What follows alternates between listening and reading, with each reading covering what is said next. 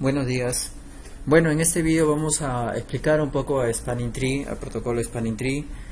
Vamos a definir Spanning Tree, a conocer un poco cómo funciona, a ver la terminología y los términos que se usan en Spanning Tree. Sí. Primero empezamos diciendo de que Spanning Tree es un protocolo de capa 2, cuyo, bueno, y fue desarrollado por la IEEE. Entonces empezamos digamos poniendo algunos detalles. Primero, bueno, que es un protocolo de capa 2, luego que fue desarrollado por la IEEE, por lo tanto es un estándar,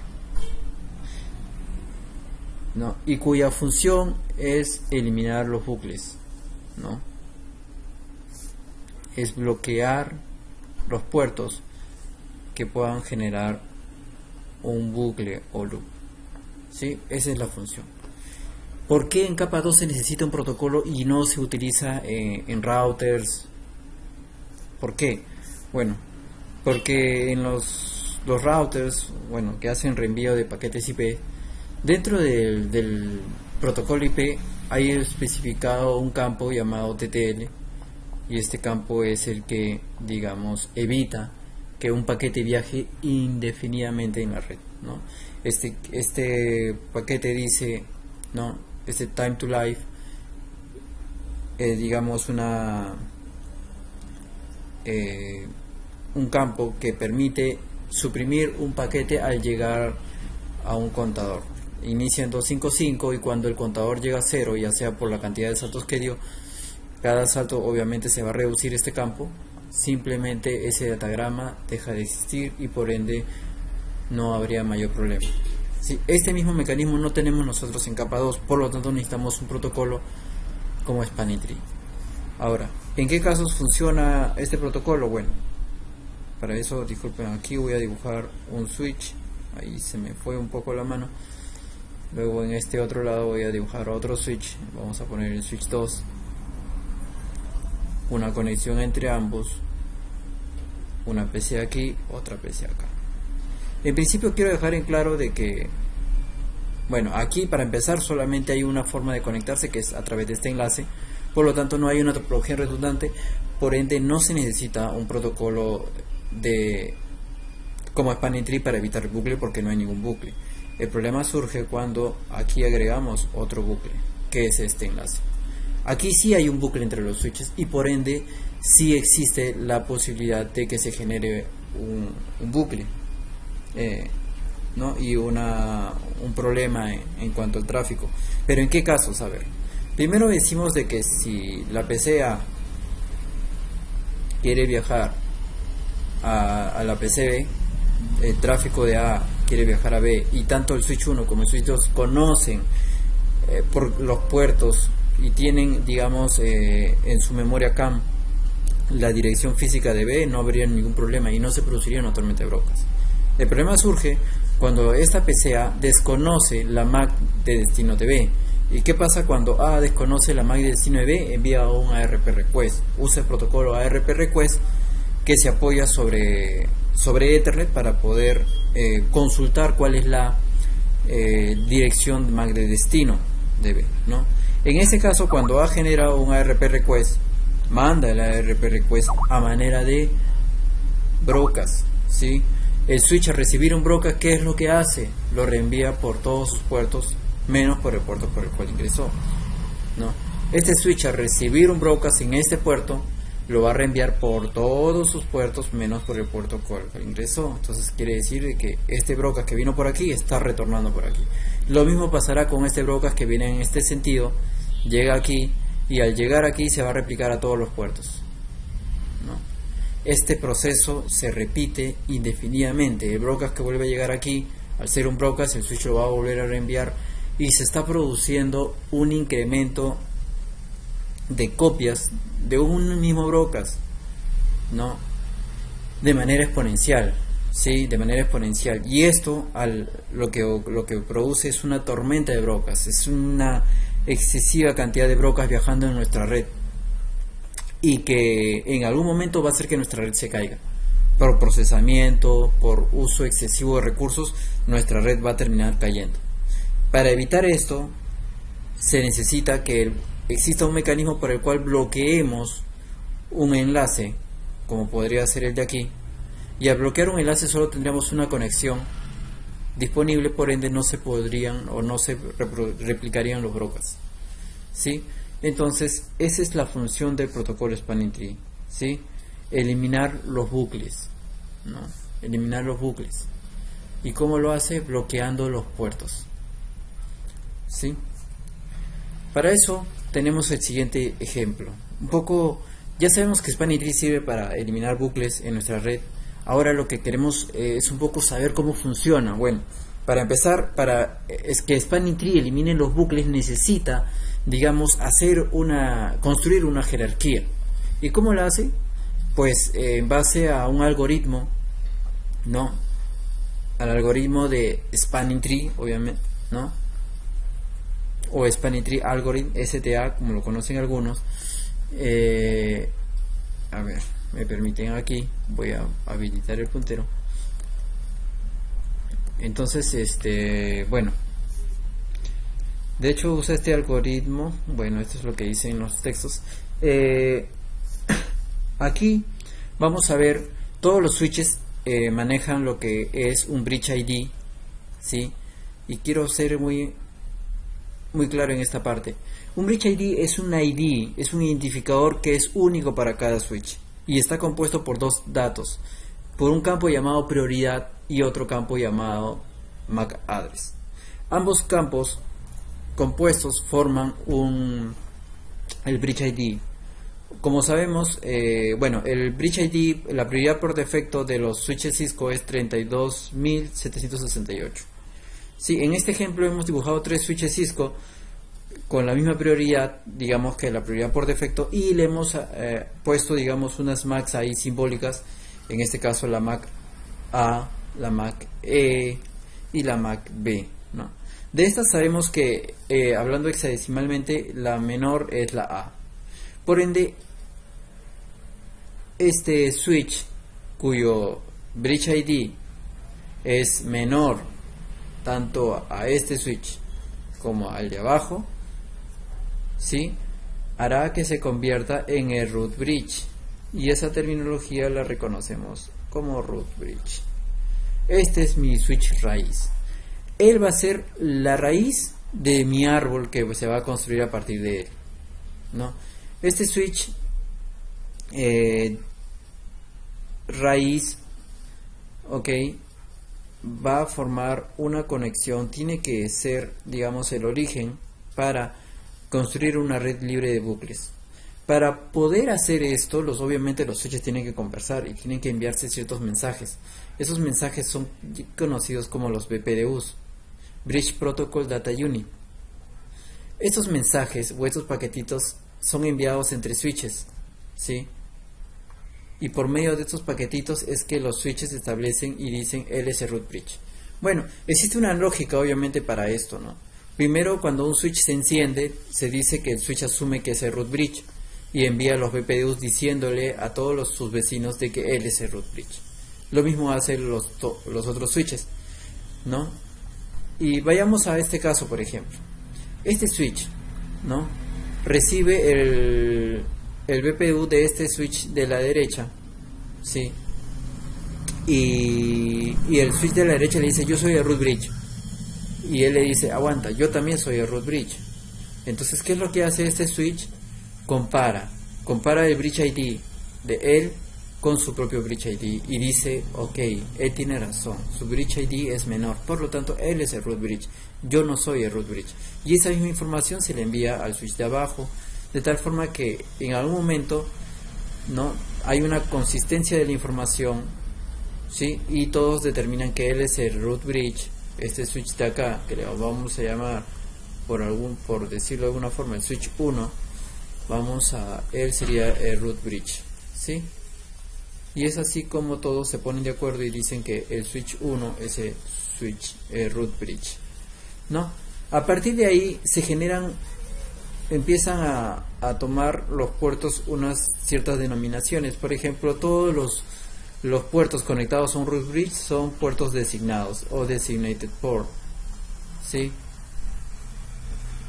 Adicional a eso, los puertos de los switches que no son root bridge, o lo ya bien conocidos como non-root bridge, switches no raíz, ¿sí?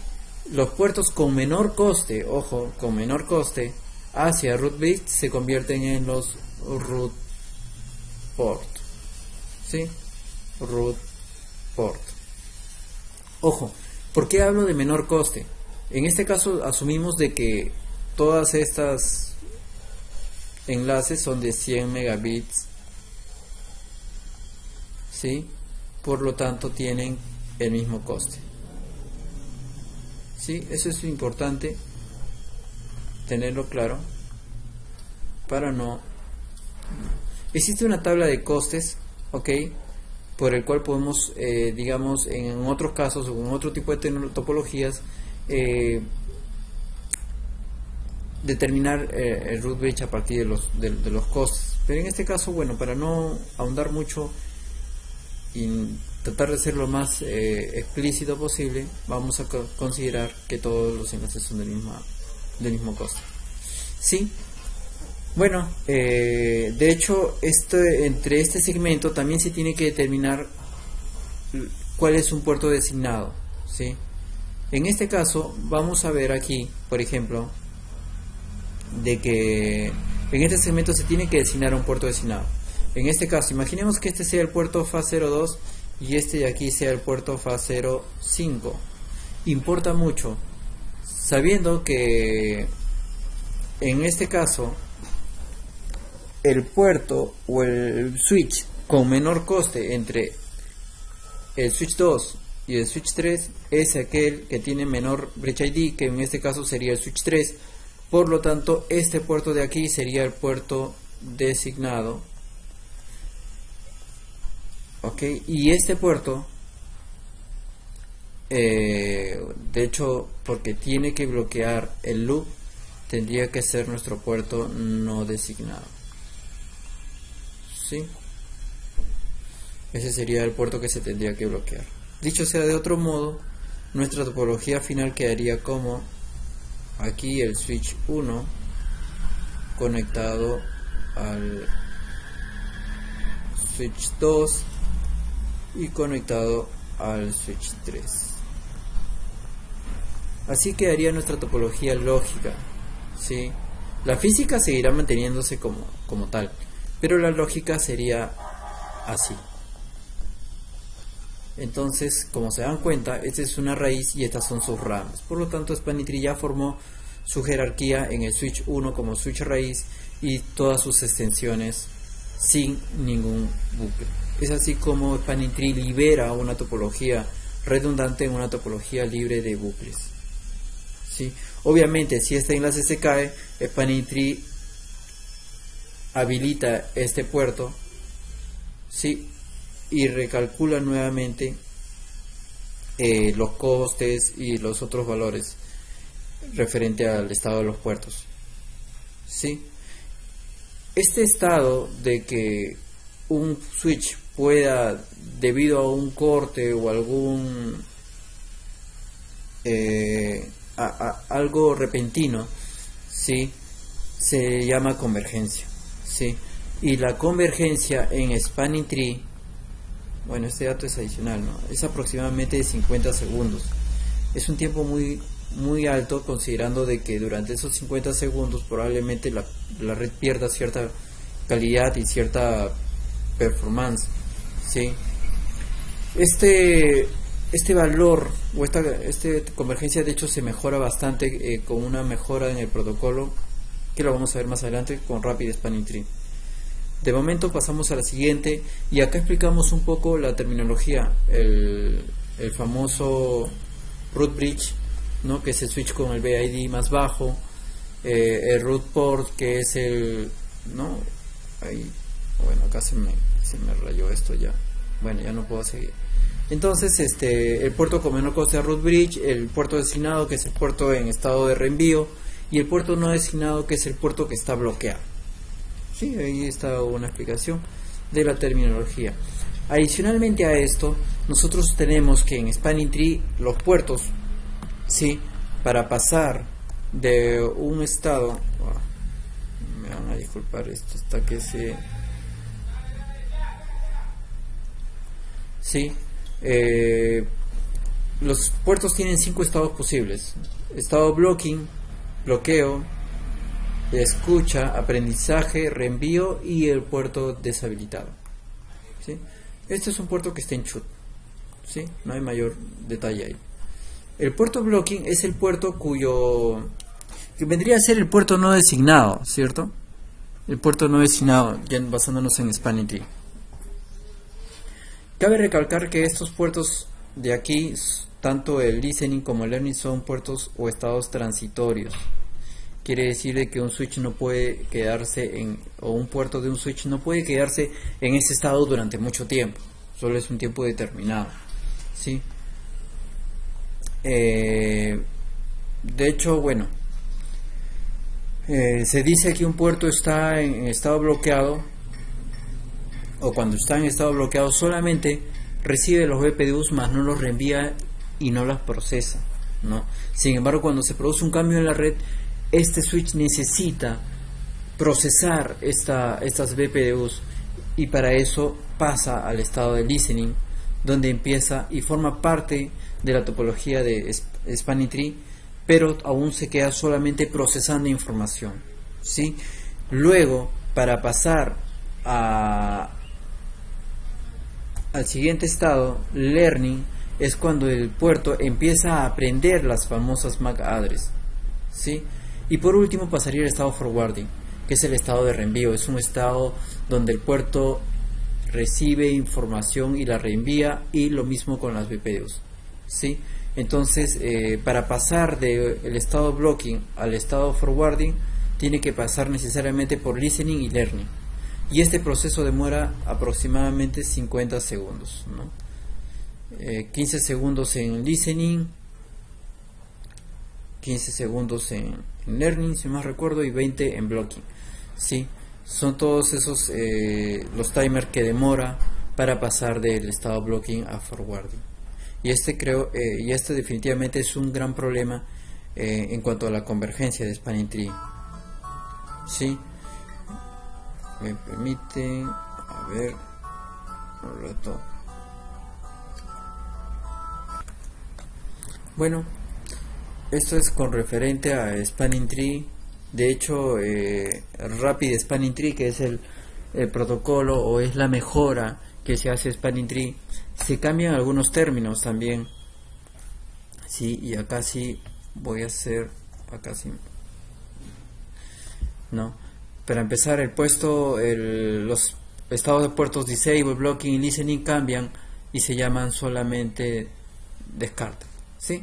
Learning se mantiene como tal y forwarding se mantiene como tal. Esto reduce bastante los tiempos de convergencia. De hecho, no he encontrado una página donde me diga un tiempo específico de convergencia de Rapid Spanning Tree, pero por lo que he visto en la práctica es un tiempo muy pequeño.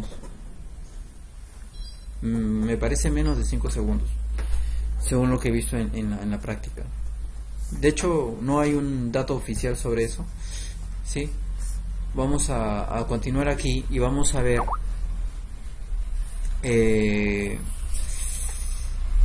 bueno, aquí tenemos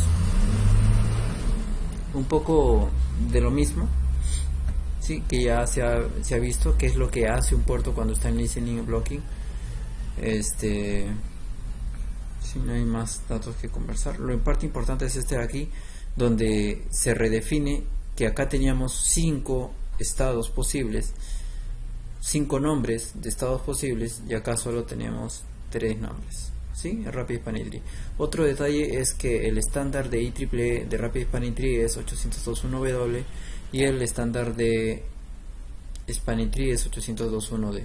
Estos datos suelen venir en el examen de CCNA, ¿sí? Adicionalmente a esto, quiero recalcar que, si bien es cierto, Spanning Tree es un protocolo estándar y abierto, Cisco utiliza una variación de este protocolo, permítanme, sí, que vendría a ser el famoso per VLAN spanning tree, ¿sí? Y bueno, la adaptación es PBCT+, ¿sí? ¿Por qué hace esto Cisco? Porque, bueno, no sé si recuerdan cuando hablamos del Bridge ID. Sí, el Bridge ID tenía un campo prioridad y a la vez también tenía un campo MAC address. Esto era el famoso Bridge ID. El caso de Cisco incorpora en el medio un campo, dentro del campo prioridad, ok, incorpora un campo VLAN ID. Y es por medio de este valor que puede cambiar la prioridad. Normalmente cuando nosotros prendemos un switch vamos a encontrar este valor. ¿Por qué? Porque ese es el valor del Bridge ID cuando la VLAN es igual a 1. Como nosotros dijimos, el Bridge ID por defecto, no, o default, es 32.768. Si trabajamos con la VLAN 1, el Bridge ID quedaría como el 32.769. Si trabajamos con la VLAN 10 quedaría como el 32.778 y así correlativamente, ¿sí? Otra de las cosas, ya para un poco hablar, cuando hablamos de Spanning Tree, ¿no? Y una de las diferencias con Rapid Spanning Tree es que Spanning Tree utiliza el puerto raíz, permiten acá, nuevamente, el puerto raíz, el designado, y a este alternativo en Spanning Tree se conoce como el no designado. Sin embargo, en Rapid Spanning Tree se conoce como alternativo, ¿no? Adicionalmente, Rapid Spanning Tree incorpora un puerto llamado respaldo. Este puerto simplemente es un camino de respaldo en un segmento que no es el segmento hacia el switch raíz. Es un poco complejo, que en verdad casi no se usa, pero simplemente es en los casos de que no sé, bueno, aquí se tenga pues un switch raíz, ¿sí? Y sobre este se tenga un segmento aquí, perdón, acá, y se tenga doble enlace, pues, ¿no? Digamos, este es el puerto, pues no sé, designado, y este sería pues el puerto de respaldo, ¿no? O el backup port, ¿sí? Entonces, para esos casos es donde se utiliza. No es, y es obviamente este sería el switch raíz o el root bridge, ¿no? Solo lo importante es destacar que aquí los nombres en el Rapid Spanning Tree reciben otros valores. El alternativo y respaldo son términos propios de Rapid Spanning Tree, ¿sí? Y acá lo resumí, ¿no? Para los roles, para el Spanning Tree es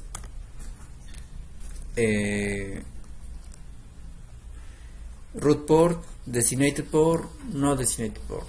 Y para los roles, para el Rapid Spanning Tree son root port, designated port, alternate port y backup port, ¿sí? Esto sería otra diferencia entre ambos protocolos, ¿sí? Y por último, aquí es lo que les expliqué hace un momento, que esto es cómo se define, a ver, cómo se define, digamos, cómo define el estándar, ¿sí? El estándar de Spanning Tree y la adaptación de Cisco per VLAN Spanning Tree. Per VLAN Spanning Tree. Sí, aquí por ejemplo ellos incluyen un campo de 12 bits, el campo de 2 bytes o de 16 bits lo divide en 4 y 12. El 4 es la prioridad y el campo de 12 bits vendría a ser el identificador de la VLAN, ¿no? Porque Cisco establece una, digamos, una propia topología de Spanning Tree por cada VLAN que tenga. Si yo tengo 10 VLAN corriendo en mis switches, sí, voy a tener 10 instancias de Spanning Tree corriendo en mi switch, ¿no? No diríamos instancias, pero sí llamémosle que son 10 IDs o 10 procesos de Spanning Tree que estén corriendo. Sí, 10 procesos. Bueno, para terminar voy a dar ese ejemplo, ¿sí? A A ver, me permiten un rato. La ventaja del per VLAN Spanning Tree de Cisco es que, bueno, con Cisco yo puedo tener, digamos, mis 3 switches y decir, ok, mira, para la VLAN 1 yo quiero que tú seas mi root bridge,